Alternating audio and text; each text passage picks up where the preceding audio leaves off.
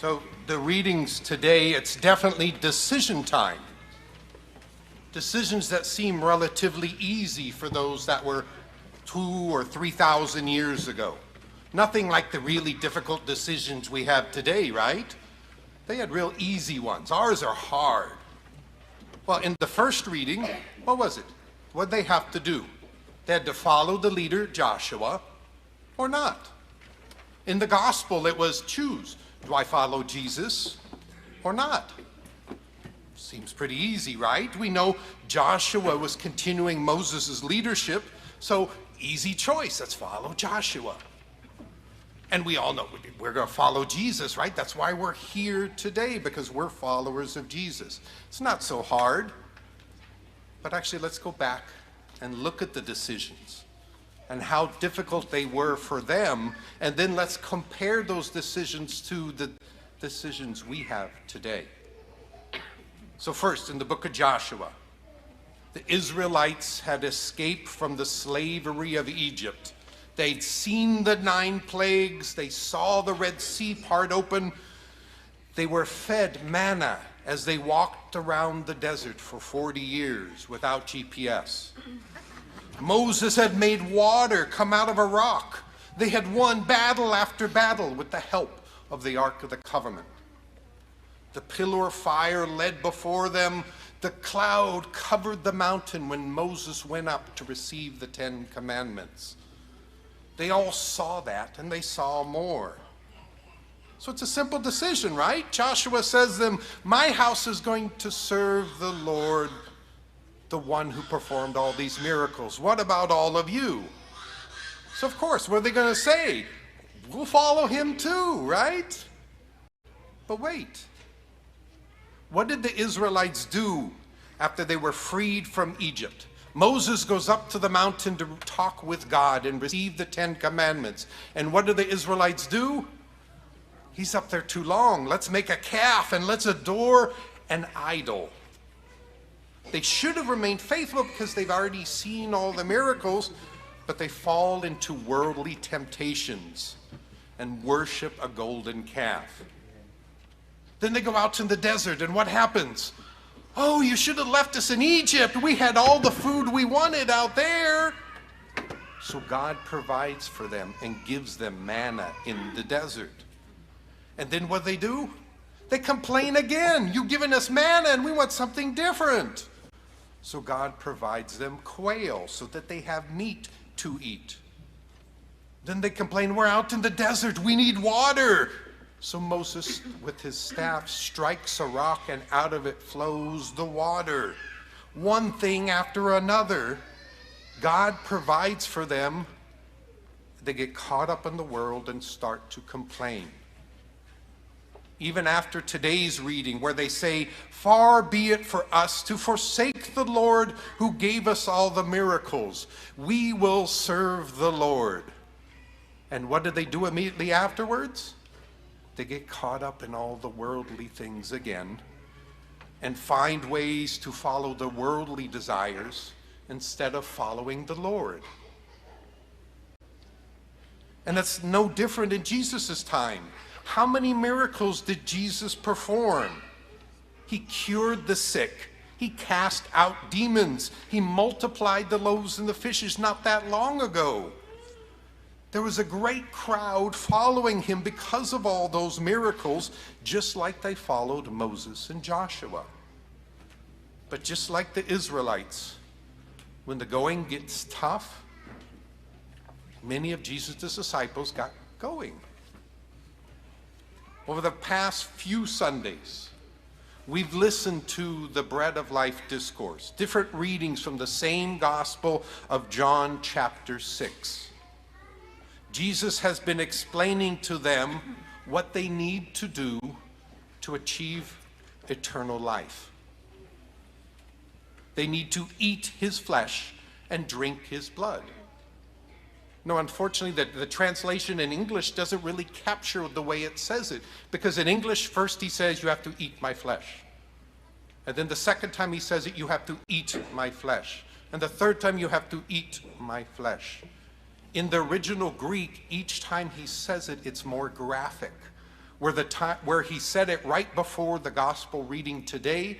The word he used is trogein. And trogein is what a dog does when you give it a bone. It's to gnaw on his flesh. Each time people said that's too difficult to believe, Jesus was more graphic and said, if you want eternal life, you have to gnaw on my flesh. And yet, what do his disciples who'd followed him for 2, maybe even 3 years do? How did the gospel begin? That's too difficult to believe. And they stopped following him. So, more people didn't believe what he was saying, the more graphic he became. And he said, this week, as a result of this, many of his disciples returned to their former way of life and no longer accompanied him. The 12 stay because when he asked them, are you going to leave me as well? And he said, they answered, to whom else shall we go? They came to believe that there's deeper truths behind what Jesus was doing, that they needed to sacrifice to be true followers of Christ. Now that second reading that Ray proclaimed, he talked about sacrifice. That second reading is one that's chosen at a lot of weddings, and a lot of weddings they skip over the first part because for some reason women get upset when it says, wives, you need to be subordinate to your husbands. But really, if you pay attention, before that it said we need to be subordinate to each other. And really the more difficult part isn't what the wives have to do. The wives have to be subordinate. The husbands have to die for their wives. Little more difficult than being subordinate. Now, I know it's not easy being subordinate, but I would say dying is a little bit more difficult. St. Paul is telling the husbands that they need to be like Christ, that they need to be willing to die for their wives, just like Christ died for us, his church, on the cross. So the Israelites, they're all caught up in worldly things, and they stop following the Lord. The disciples and the Jews who were following Jesus because of all the miracles, they got caught up in all the worldly things and stopped following Jesus. So what about us? Where are we in this story? You're all here present. That's a good step. Or you're watching via the internet. That's a good first step. But do we truly believe what Jesus and his church are saying what we need to do? Or are we just at a habit of what we do Sunday mornings? We check the box. Oh, we're here, but that's okay. Do we really believe that Father in a little bit is going to take bread and turn it into that flesh that we then need to gnaw? Or is it just a piece of bread that he and I and one of the extraordinary ministers, a little wafer that we're going to give to you? Statistics say that there are many, even the majority of Catholics do not believe that that's truly the bread. That's the body, blood, soul, and divinity of Christ that we receive in the Eucharist. We've been mentioning at the beginning of Mass, if you pay attention to the introductions, Anitha read it out. He's really, truly here present. There was a promotion not that long ago that Father Sam was promoting. Rejoice and be glad. Jesus is here. He's here, there, really, truly present. But do we believe it? Do we really and truly believe it? There are people in the world today that talk about, I have a right to receive communion. They haven't gone to confession for whatever sins that they've committed, but they think they have a right for communion. Are they following what Jesus asked of all of us? Do we really believe if we don't make the effort as individuals to present ourselves to the church in splendor, without spot or wrinkle or any such thing? Do we believe that or not? Are we going to do what we need to do to change ourselves, to better ourselves, to sanctify ourselves? I wonder if we really truly believe that he's there present in the Eucharist. A Protestant minister one day was meeting with Archbishop Fulton Sheen. I know many of you know Archbishop Sheen. His recordings are still present, even though he died 40, 50 years ago. The story that Archbishop Sheen shares is that that Protestant minister said, if I truly believed what you Catholics say, that Jesus is really, truly, and substantially there present in the Eucharist, I would go up crawling on my hands and knees to receive him.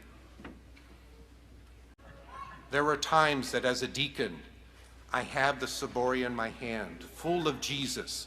I'm almost in tears because I get the ability to carry him and place him on your tongue or in your hand, Jesus himself. So I guess the real question is, do we receive him with that same awe, that same devotion, that same pleasure that's Jesus?